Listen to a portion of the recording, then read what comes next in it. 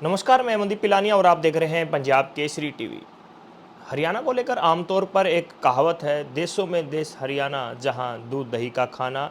और आमतौर पर मीडिया में भी एक छवि बनाई गई है, जो खापे हैं कहीं ना कहीं लड़कियों का यहां पर शोषण करते हैं और भ्रूण हत्या करते हैं। लेकिन ऐसा नहीं है। धरातल की बातें करें तो अब हरियाणा काफ़ी बदल चुका है। हरियाणा की लड़कियां हैं, खेलों में अपना दम दिखाती हैं। लेकिन जो एक माइंड सेट किया गया था मीडिया में, जो हरियाणा को बदनाम करने की कोशिश की गई थी, उसके विपरीत हरियाणा की छवि देखने को मिलती है। हरियाणा की आज बेटी की बात करें तो दिल्ली की मुख्यमंत्री है रेखा गुप्ता। और काफ़ी इलाकों की बात करें तो हर जगह कहीं ना कहीं बेटियां नाम रोशन कर रही हैं।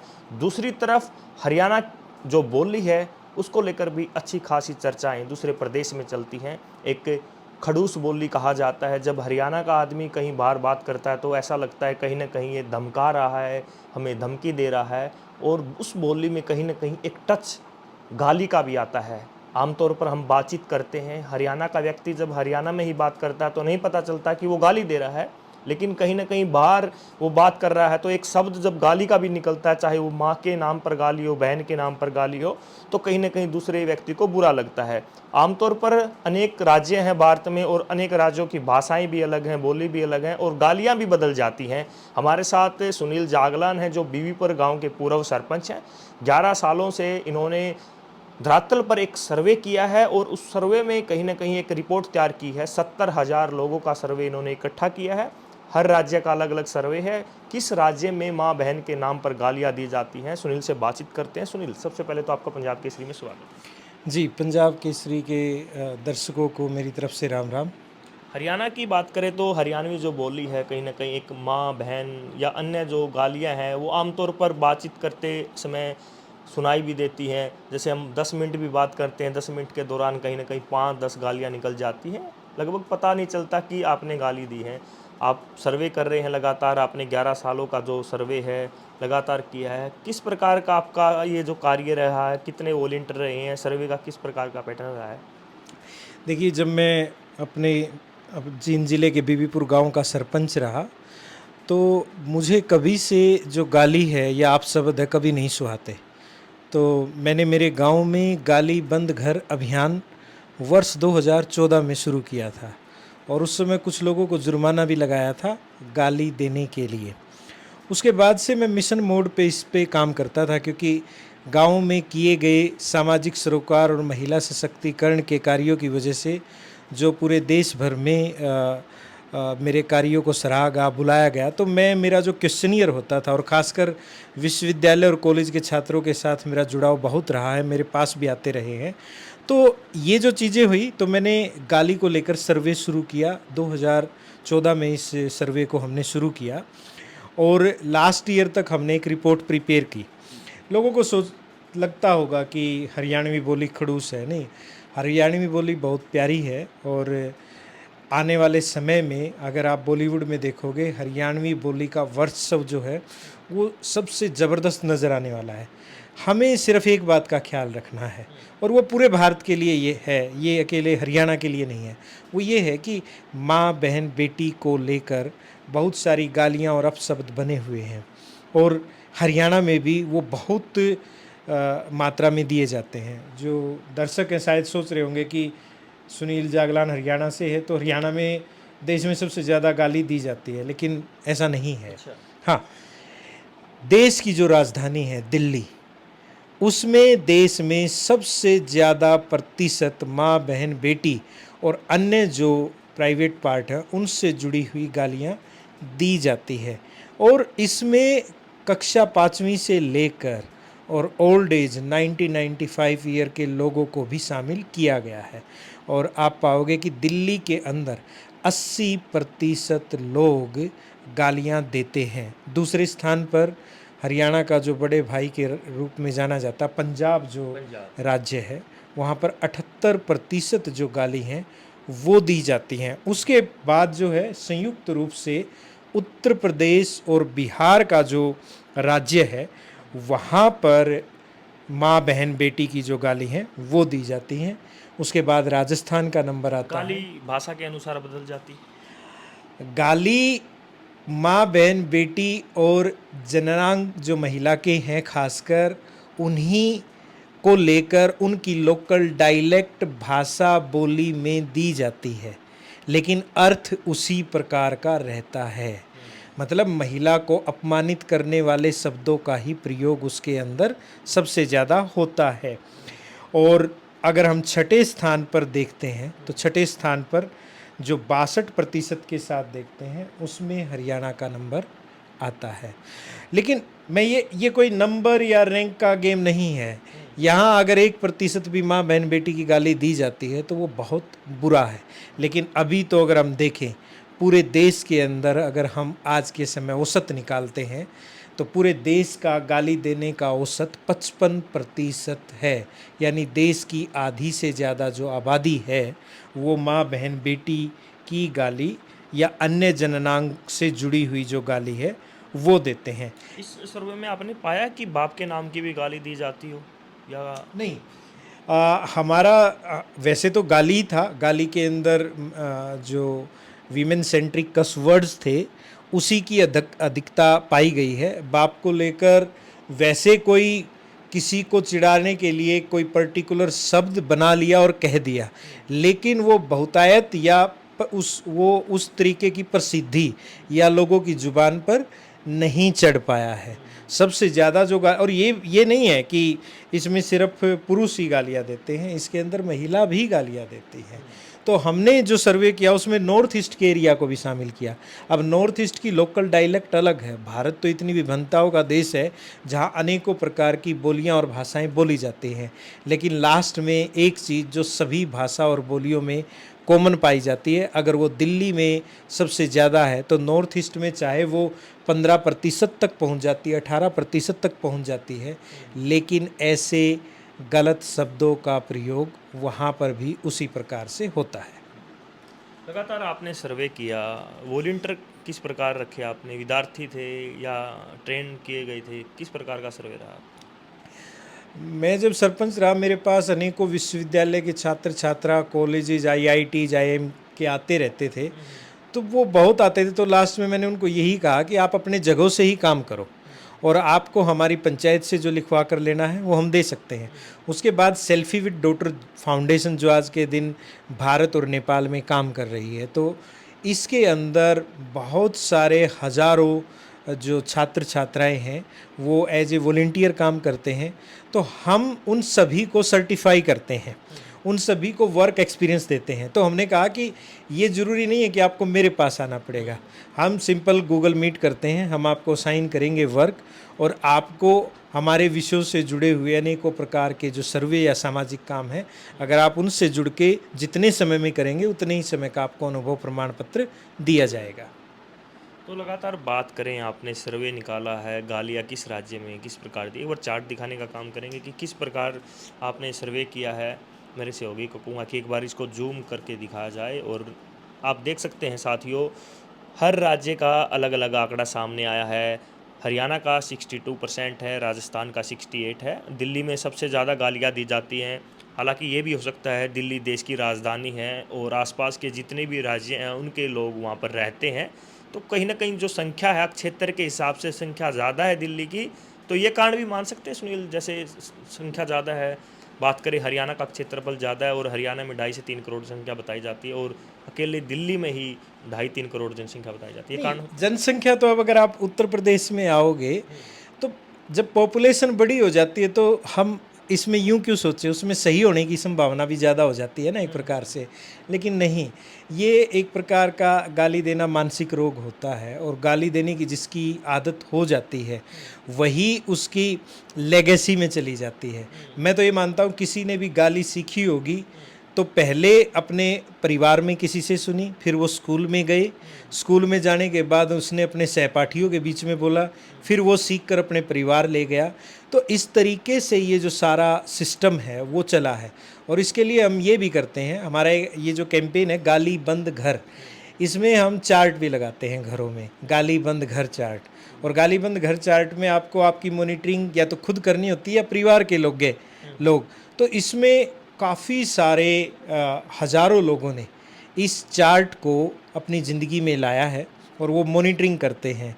वो लिखते हैं कि आज के दिन मैंने ऑन एन एवरेज जो है कितनी गालियाँ दी, और वो उसको अनलर्न द लर्न की जो साइकोलॉजी होती है, जो मनोविज्ञान होता है, उसका प्रयोग करके भूलने की कोशिश, अपने आप को रोकने की कोशिश। इवन हमने तो बहुत सारे स्कूल्स के जो प्रिंसिपल्स थे, उन्होंने हमें कहा कि शुक्रिया कि आप लोगों ने हमारे स्कूल में गाली बंद घर का अभियान शुरू किया, वरना हम रिटायर होने के बाद जब ज़्यादा समय जब हम हमारे घर में रहते और हमारी पोतियाँ होते पोते होते, हमारा समय उनके साथ गुजरता, तो उनको भी हम यही सिखाते। सुनील, आप जैसे बात कर रहे हैं आम जनता की, कहीं ना कहीं टीवी जगत, सिनेमा जगत की बात करें तो आज के समय लोगों को गालियों के बिना फिल्म अच्छी नहीं लगती। वेब सीरीज़ की बात करें तो 2-2.5 घंटे की जब फिल्म होती है उसमें अनेकों गालियाँ दी जाती हैं, लोगों को मज़ा ही गालियाँ सुनकर आता है। हरियाणा की बात करें तो जैसे हरियाणा टच अब फिल्मों में देने लग गए हैं, तो हरियाणा टच को दिखाने के लिए गाली को ही प्रमोट किया गया है। बिल्कुल, मैं तो ये कहूँगा कि हमारे इतने सारे एक्टर जो हैं वो पहुँच गए हैं वहाँ पर। अभी अहलावत हैं, हुड्डा हैं, ये जितने भी कलाकार आज के दिन फ़िल्म इंडस्ट्री में पहुँच गए, मैंने देखा कि उनका जब एंट्री करते हैं ना, तो शुरुआत में ही आपकी बात बिल्कुल सही है, वो गाली देते हैं और फिर वहाँ से सोच लेते हैं दर्शक कि ये तो हरियाणा वाले आ गए। जबकि हरियाणा वालों की यार छवि ऐसी नहीं है। मतलब मैं हूँ, मैंने ज़िंदगी में कभी गाली का प्रयोग नहीं किया। ऐसे मेरे जैसे बहुत सारे हैं। अगर 62% आपको गुस्सा आता है तब भी गाली का प्रयोग नहीं होता? नहीं, मैंने मतलब मैं कॉलेज टाइम में कभी गाली दी निकली वो अलग बात है। मैं जब से सरपंच बना और आज 2026 है, इवन मेरी सराउंडिंग में कितने मेरे यार दोस्त और जो मुझे जानते हैं, वो भी कभी ऐसे चुटकुलों का प्रयोग भी नहीं करते जिसमें महिला को एक ऑब्जेक्ट के रूप में दिखाया जाता है।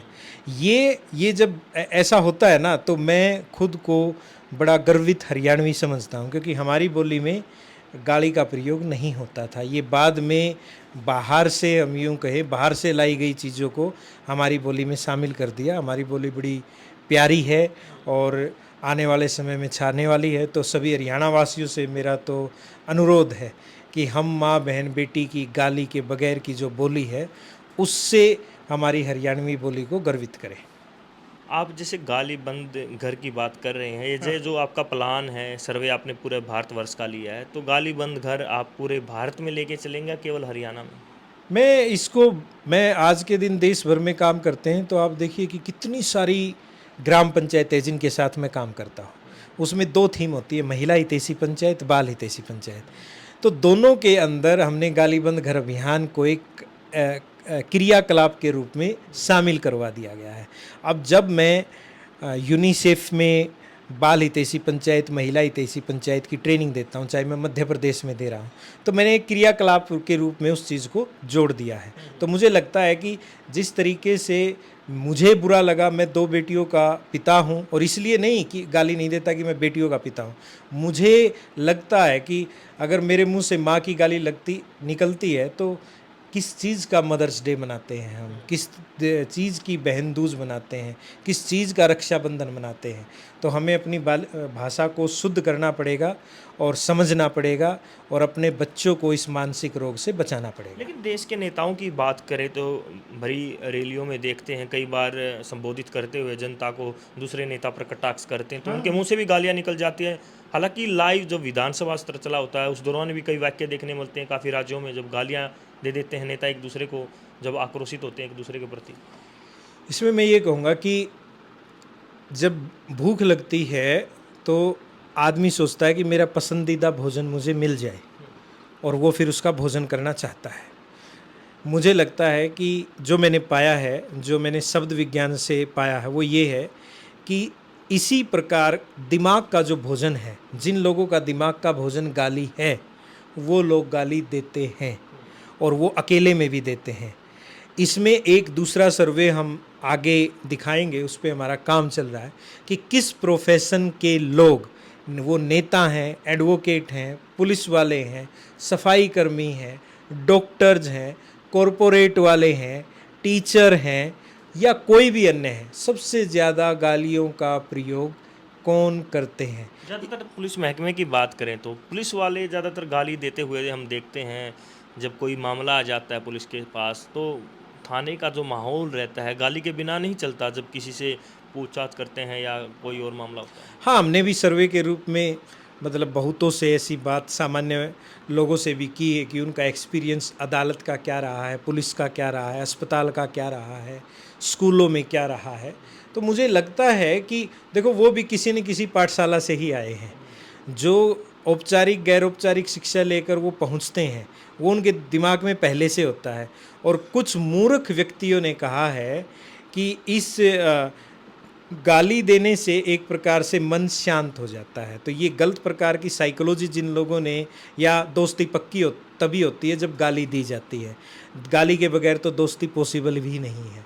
तो इस प्रकार की जो गलत मिथ्याएं फैला रखी है, यंग जनरेशन को, जनरेशन जेड को, जेनजीज को इस पर काम करना चाहिए। और उनसे मुझे अपेक्षा है कि वो जो ये सर्वे हमने किया है इस पर वो महत्वपूर्ण रूप से काम भी करेंगे और ज़िंदगी में गाली का प्रयोग कभी नहीं करेंगे। तो सबसे कम गाली देने वाला राज्य कौन सा निकला आपने पूरा ये सर्वे? इकट्ठे ही हैं जो नॉर्थ ईस्ट के राज्य हैं, वो 15-17 जो प्रतिशत है एक प्रकार से उसमें आता है। सेम 15% का हमारा जो जम्मू, अकेला अगर कश्मीर का जो रीजन लेंगे वहाँ 7 से 8% था कि ये दोनों का on an average Jammu Kashmir का निकालते हैं तो वो 15% पर आता है।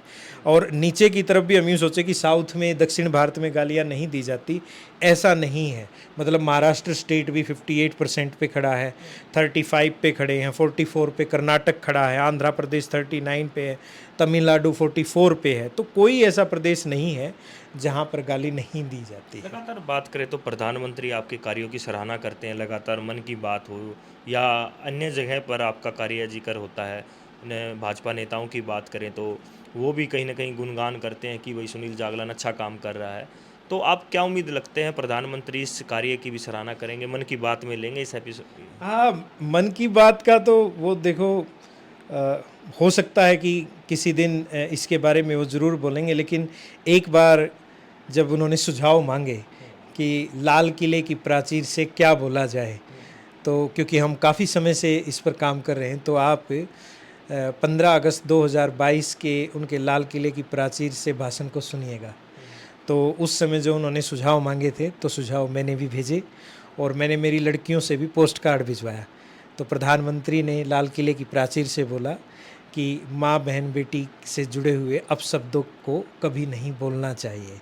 एक बार तो एक लाइन के रूप में उन्होंने इतने बड़े प्लेटफॉर्म से बोला है, लेकिन मन की बात का तो मतलब मामला ही अलग होता है। उसे देश दुनिया में लोग सुनते हैं और मुझे लगता है कि उनके कहने का, जब देश के जो व्यक्ति प्रधानमंत्री के पद पर उसका निर्वहन कर रहे हैं, अगर वो भाषा में शुद्धता की बात करें, स्वच्छता की बात करें, क्योंकि वो तो स्वच्छता मिशन के खुद ही इंटरनेशनल एम्बेसडर हैं, अगर वो भाषा की स्वच्छता के भी एम्बेसडर बन जाए तो मुझे लगता है कि इसमें बड़ी भारी कमी आएगी और भाषा में शुद्धता और स्वच्छता दोनों आ जाएगी। सुनील, जैसे हम बात करें गाली की, राजस्थान की बात करें या हरियाणा में भी काफ़ी गांव के नाम ऐसे हैं, महोला है या हाँ, कॉलोनी है, तो मतलब जो कहते हैं कि नाम लेते हुए भी शर्म आती है। हाँ, सोशल मीडिया पर बिल्कुल काफ़ी वीडियो देखते हैं बिल्कुल, मुझे भी राजस्थान में। पता है ऐसे गांव का।